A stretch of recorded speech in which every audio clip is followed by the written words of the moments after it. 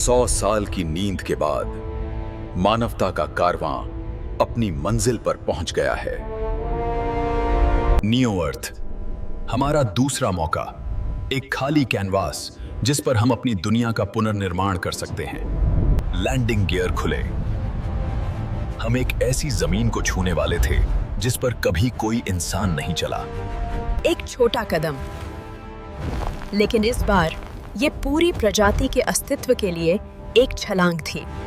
हमने air makers चालू किए। हम इस ग्रह को इंसान के रहने लायक बनाने आए थे। हमने नदियों का मार्ग बदल दिया। हम वहां के पानी को पृथ्वी के पानी जैसा बना रहे थे।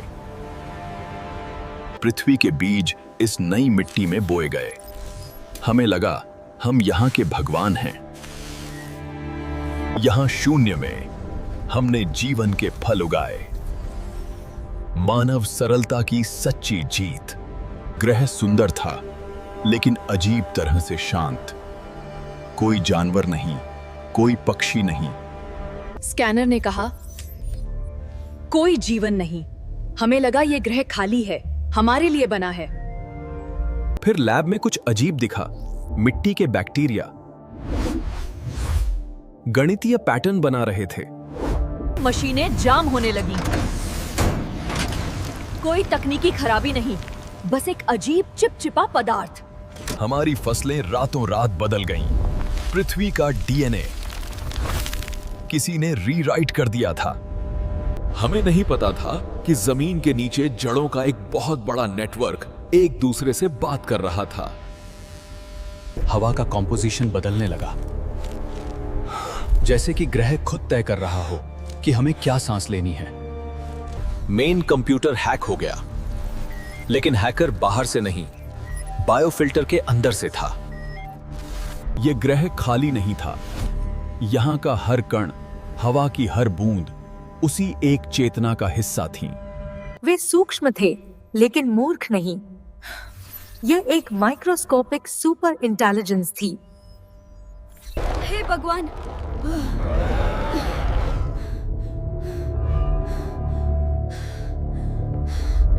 थी। हमें पता नहीं था कि जमीन के नीचे जड़ों का एक विशाल नेटवर्क।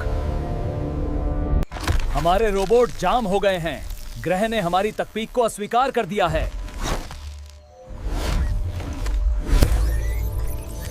वे हमारी भाषा सीख गए थे। उन्होंने पूछा,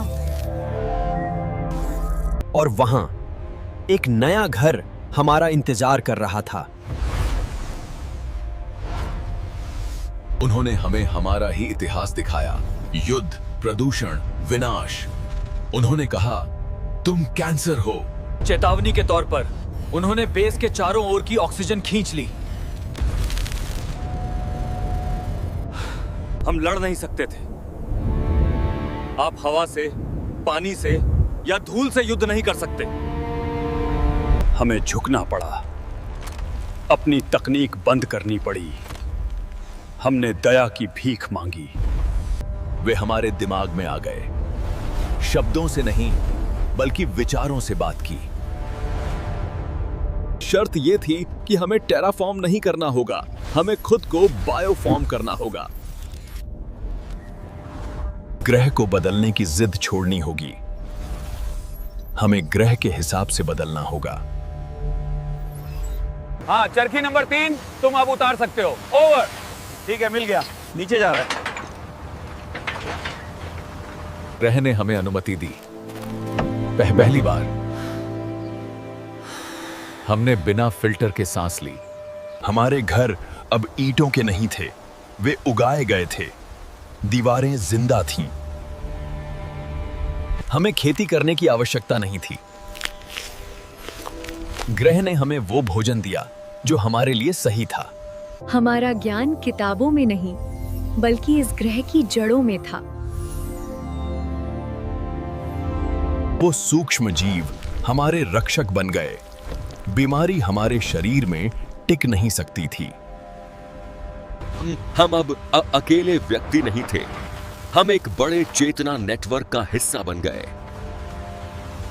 पुरानी पृथ्वी एक चेतावनी बनकर रह गई। अहंकार का परिणाम। हम समझ गए थे, हम यहाँ के मालिक नहीं, सिर्फ मेहमान हैं। इंसान और सूक्ष्म जीव एक दूसरे के बिना अधूरे। एक सही संतुलन। यहाँ जन्मे बच्चे अलग थे। वे इंसान थे, लेकिन पृथ्वीवासी नहीं। हमने शहर नहीं फैलाए, हमने जंगल के साथ रहना सीख लिया। हिंसा का विचार अब बेतुका लगता था। जब सब जुड़े हैं तो किससे लड़ें? मौत का मतलब अब अंत नहीं था, बस ग्रह की चेतना में वापस लौटना था। हम सितारों को देखते थे, लेकिन अब लालच से नहीं, जिज्ञासा से। इंसान और सूक्ष्म जीव एक दूसरे के बिना अधूरे। एक सही संतुलन। हम अब इस दुनिया के रक्षक थे, विनाशक नहीं। सबसे छोटे जीव ने हमें सबसे बड़ा सबक सिखाया, विनम्रता का सबक। We are no longer Homo sapiens. We have become neo-humans. शुक्रिया नियो अर्थ, हमें दूसरा मौका देने के लिए। ये स्वर्ग नहीं था, ये साझेदारी थी।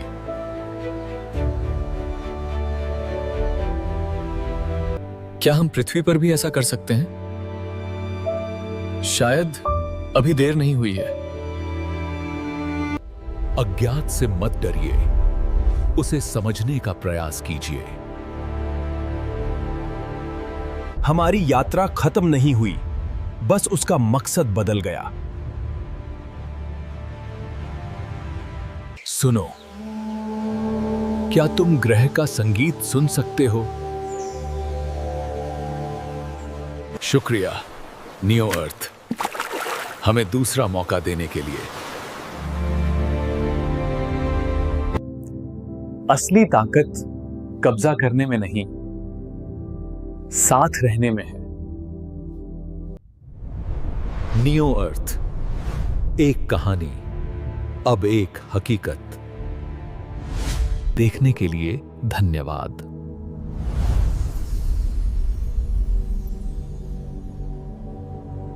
अगर आप भी ब्रह्मांड के रहस्य जानना चाहते हैं तो अभी सब्सक्राइब करें।